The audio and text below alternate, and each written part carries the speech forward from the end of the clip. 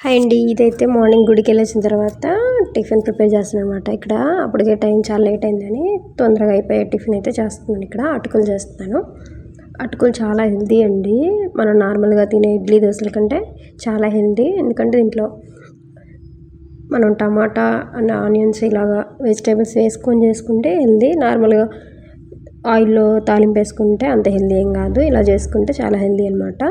First అటుకులను అయితే శుభ్రంగా 2 సార్లు కడుక్కోండి. దాంట్లో ఒడ్డు పొట్టు ఉంటుంది. చిన్నపిల్లలు అలా తింటున్నప్పుడు గొంతుకు అడ్డం పడిద్ది అనమాట. అందుకని శుభ్రంగా కడుక్కొని తర్వాత ముందుగా ఆనియన్, టమాటా, పచ్చిమిర్చి తాలింపు వేసుకున్న తర్వాత దాంట్లో గరం మసాలా, ఉప్పు, పసుపు, కారం వేసుకొని కొంచెం మంచిగా మగ్గిన తర్వాత ఈ అటుకుల్ని పిండి వేసుకుంటే రెడీ అయిపోద్ది. అండ్ ఇందులో కూడా కొత్తిమీర వేసుకోండి. కొత్తిమీర ఉంటే కొత్తిమీర వేసుకోండి, లేకపోతే పుదీనా కూడా వేసుకోండి. తాలింపులో మగ్గనిస్తే టేస్ట్ బాగుండిద్ది. ఇంకా తినే వాళ్ళు ఉంటే పల్లీలు కూడా యాడ్ చేసుకోవచ్చు తాలింపులో. చాలా హెల్తీ అండి.